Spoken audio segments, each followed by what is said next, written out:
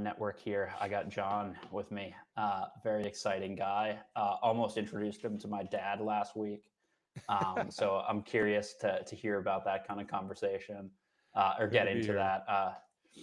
But John, so early stage audience, on all entrepreneurs.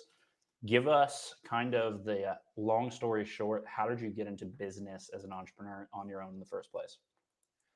Well, entrepreneurial on my own. I left the corporate world and way back in '85. I was an entertainment That might promotion be a guy. podcast record on us right now to start in Yeah, '85.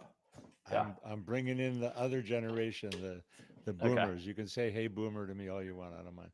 Um, Nice. yeah. So anyway, I was in entertainment promotion at the USA Network. I founded the creative services department back in the early days of cable. And there's more to it, but basically it was time to start my own company, and I leveraged out of entertainment promotion. USA Network was my first client as a freelancer, and Oh then wow. did other cable networks, and ultimately got Xerox as my first corporate client, and Okay. then started doing both. This was video production at that time, so doing corporate training, corporate sales, corporate marketing. So we were doing all kinds of videos, educational videos. We won some awards for educational videos. Worked with Tam Brands before Tampex was acquired by Procter and Gamble. Wow. It goes on and on like that. But then the stuff that really has been driving me for decades, literally, is what I call spanning the Grand Canyon gap between people and technology. Okay. Because some of the video productions that I did back around 1990-ish were vision of the future videos. I did an interactive TV prototype for Oracle that was at Epcot Center, and a couple of videos for Pac Bell, like about what broadband was going to be like before broadband. So part of what's really driven my career is this, like I said, spanning the Grand Canyon Gap, because the technology keeps moving so fast, and most people don't even try and keep up with it. So the gap keeps getting wider, and now we have AI throwing it into hyperdrive. So it's a fun time. Nice. Um, so if you could go back all the way to when you first started, which I know is it's a tall task, but can you tell us like a little bit about like those first few months going out on your own with the business, and you know what I'm saying? What were the challenges that you had to overcome, and sort of how logistically did you overcome them? Well, it's it's definitely going to be a little bit dated in terms of the story. I mean, what comes to mind Using a immediately when you fax ask that machine or something? question? What's that? I said you're using a typewriter. Well, you're close. You're getting close because Yeah. 19. I started in '85, and so the Mac was a year old. And when I Hmm. went freelance was when I bought my first Mac. I've been using Macs my entire professional life or since then. And so it was like a really interesting experiment to print scripts and be able to edit video scripts on a word processor. That was really revolutionary at that time. Right. So that was part of it. I had a miracle happen because a big jump for entrepreneurs is going from being a solopreneur into hiring a team and having other people work with you. Huge jump. And there was a guy named Jim Belcher who was a longtime friend who Okay. came to me and said, "John, I want to work with you, and I'm going to prove that you can't be without me, and I'm going to be so Wow. important." And he did. I mean, so he worked for, I don't remember how many months, but the company grew quite quickly, and he was really, really important role in that. I used to call him a pillar of the company. He became director of operations and production manager, and would do the budgets for the videos and stuff like that, manage personnel as we grew. So that was really, really fortunate, because your relationships and the people that you work with is almost, I mean, second only, I think, to finding a spouse, because the Yeah. quality of the company is reflected in the quality of the people. And as a first time, business owner, I really lucked out. Not just Jim, but I just had, there was a client named Pam Koopman that got who I was creatively, and I ended up hiring her as a co-creative director. And we had Sally, who was an incredible production manager. It was like a rock band, but rock bands Right. aren't necessarily good to bring together. But it was a really talented group, and we were a good band. And I was, I get some credit, I guess, for being the gel but it's never been as good as it was back then, to be honest. In terms of, I'm much smaller, freelance, outsource, virtual team, but it doesn't have the chemistry, and that also something could be said for the fact that we were all coming into the office and in your hometown there in Chelsea, Nice. but it had the person to person collaborative thing going on. Yeah, the business partner initial founding team is a kind of key area. I mean, people do say that it's kind of like a marriage. It's just like a very important decision who you pick. Like, what would you say some qualities in that person? Like, were the qualities kind of complementary to your strengths and weaknesses, or like, how did you kind of choose that person? Well, the thing that I would say about our culture is that there was very open and honest communication. Some of us, including Jim and I, had been through back in the day the S training, and I think that there was, and actually the Hunger Project was a really important client back in those days, and we communicated well, and I somehow, I guess out of the people that I managed when I had corporate jobs, we would have weekly staff meetings and we would set objectives, and there was really a pretty good structure for a small company like that. So I think that's the most important thing, and the fact that we communicated well, we're honest and open with each other. Not that there weren't some rough spots and some Disagreements? people who didn't work out, but I think by and large, that was miraculous. And the other part of it that I've always said, and I refer back to my New York roots when I say it, is that business is about relationships. Right. And I think that one of the strengths that I had, and I probably still do have, is the ability to build relationships with people. And so I had in the entertainment business originally, and then even the referral that led to the Xerox client and the New York telephone client and so forth.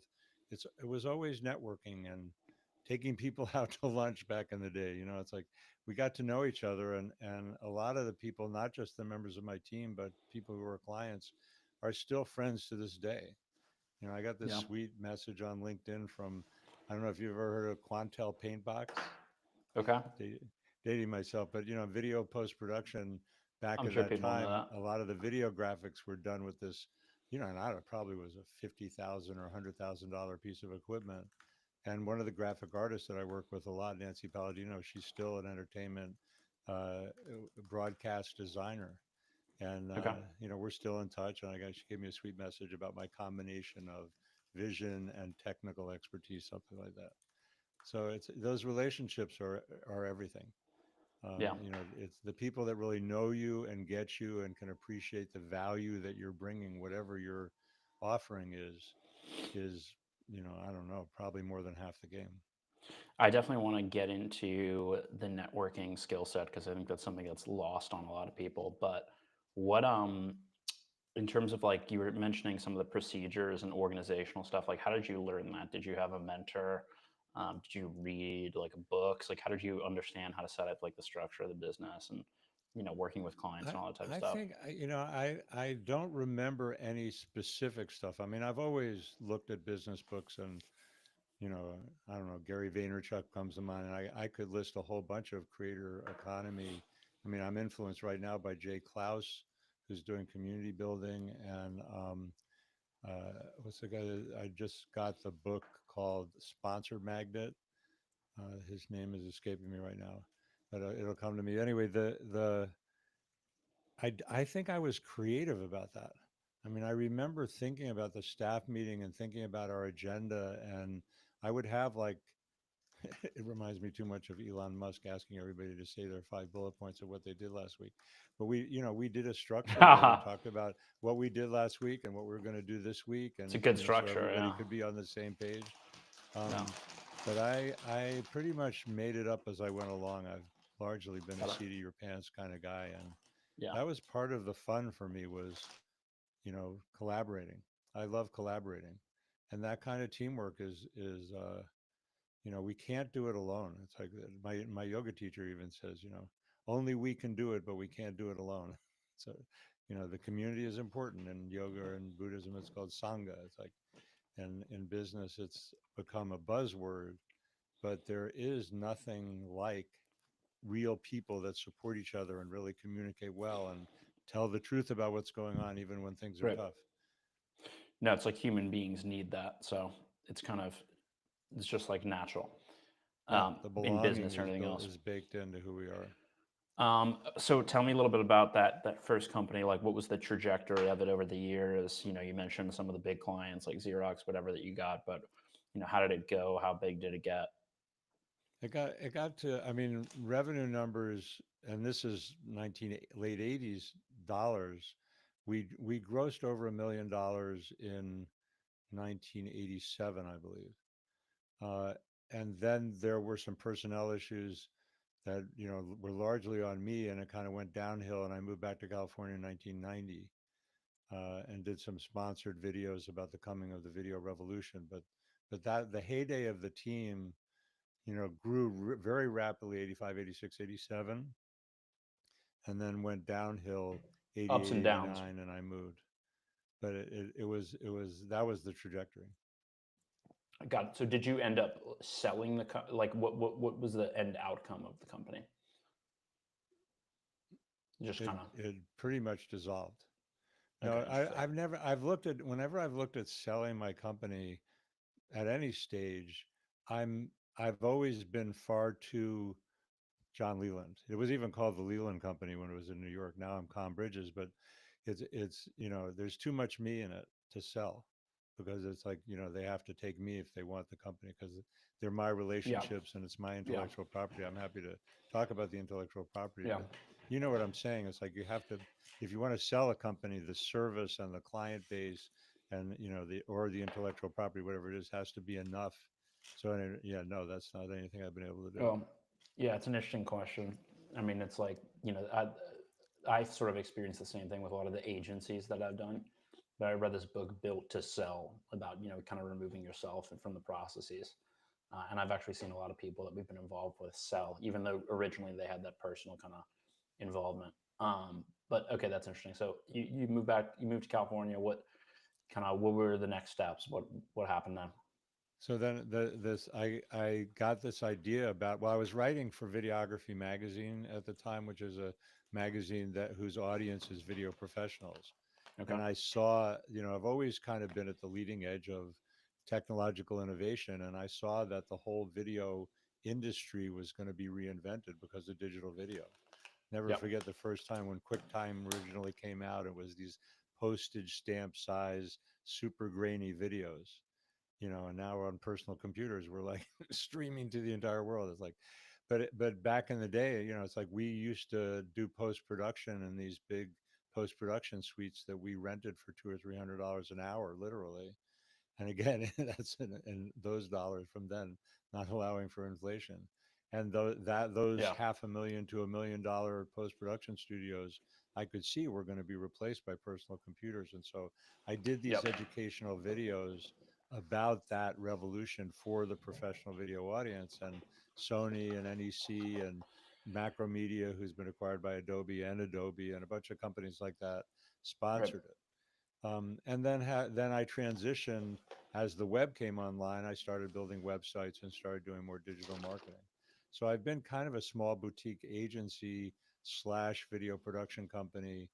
I've done consulting. I did consulting for a company called VDO that Okay. was streaming before YouTube, Wow. and just talking about these emerging markets and helping people understand kind of like what are the opportunities.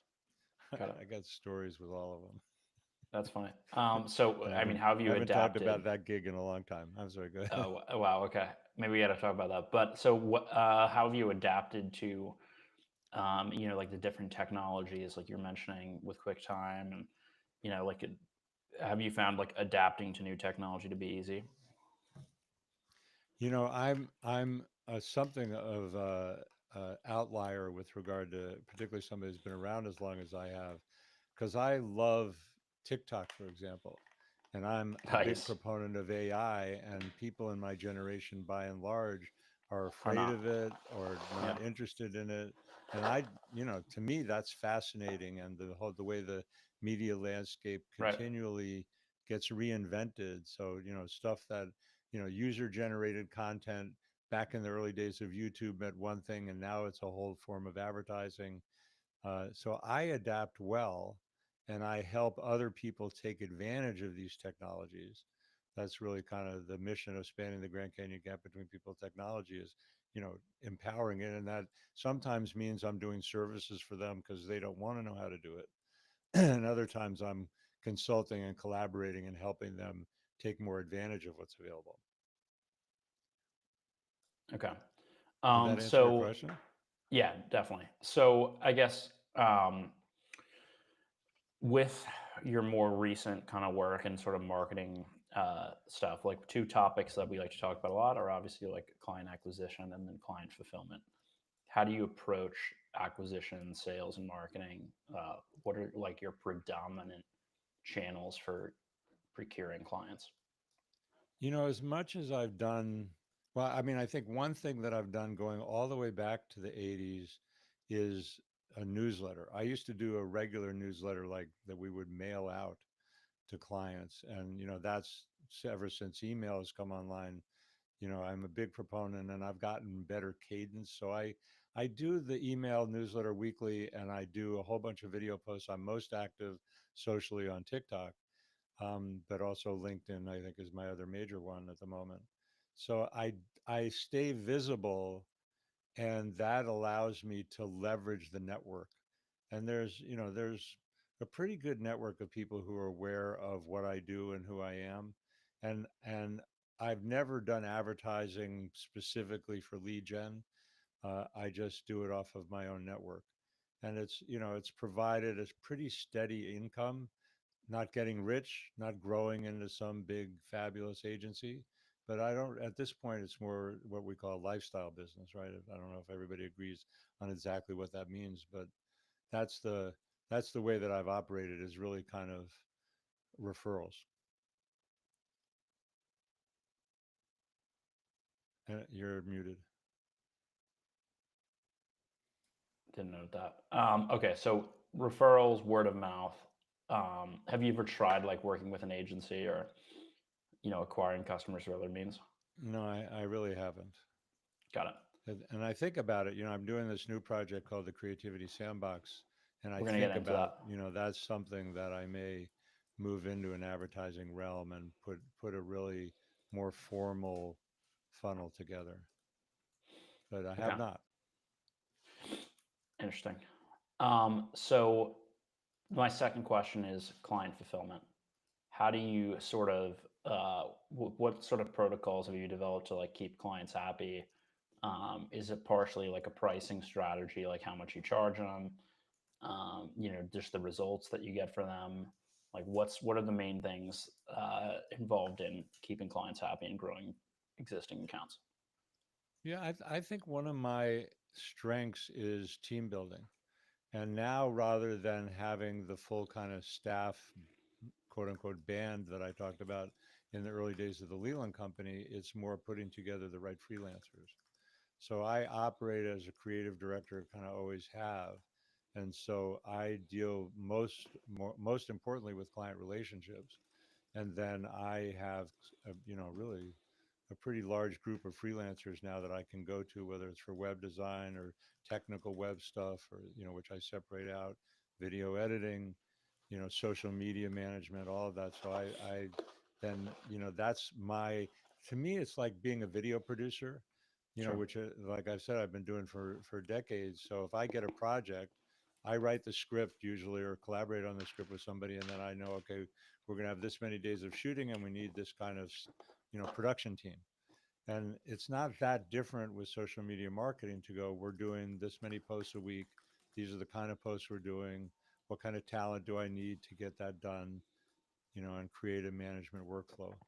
We've recently been using Later for social media. I don't know if you're familiar with that. It's a I know. collaborative Yeah. tool for posting on social media. So those kind of tools are Scheduling. making things easier. So that's the way that I work. Cool. What are some of the biggest takeaways for that you've learned that you wouldn't have expected going in? I don't know that going in that I would have been able to say that my strength is in relationship building. Okay. It's like people, that's when people hire somebody, you can put together the nicest proposal and these are the deliverables and, it does need to be professional, but essentially they're hiring you. And so this thing that, there's one of the fundamental strategies, I guess, in social media marketing is to be know, like, and trust, right? You need to have enough content out there that people get to know who you are and actually like you. And ultimately, if you do enough good content and contribute enough value, they trust you. And I think that that actually plays out in real life as well, that you generate a conversation with someone, you help educate them and convince them that you can take good care of them, that you have the expertise that's required, and they don't hire you unless they actually trust you. And that is it's all this sales, smoke and mirrors kind of jazz. I definitely am more old school about, you know it's people to people, even if we're operating across the country or across the world. I love building relationships and I love collaborating.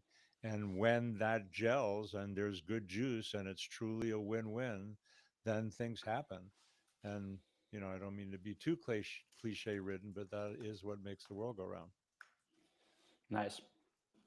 Um, okay. So my other question, sort of tied to this, is what was the hardest period throughout this entire structure, and how did you get through it? And I guess maybe it was that initial time after you had to shut down the company. No, I mean, the thing that it's a little bit hard to talk about, to tell you the truth, but in the interest of it being valuable to other people, I mean, the hardest was I mentioned this woman, Pam, who was, a really important part of our team. And I made the mistake of getting involved romantically with her, even though she was like one of my best friends. And that was the undoing of the Leland Company. That was the most horrible thing that happened. And that certainly was the hardest time. Getting through it was just a matter of keeping on, and recognizing that I was young and stupid and, made a horrible mistake. Um, but that certainly was the hardest time. Other things have been kind of up and down. I mean, everybody went through COVID, and in a lot of ways, the video world played into my hand. I mean, Zoom became Zoom, and Riverside that we're recording on became Riverside, and it's like we got whole new tools out of that hard period.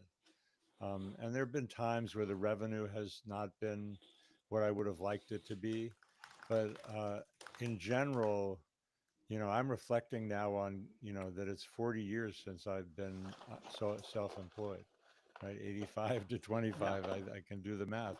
And I'm astounded that I'm still, above water and having more fun than ever, to tell you the truth. Because I think the world that we're living in now and having AI as a collaborator really is fun.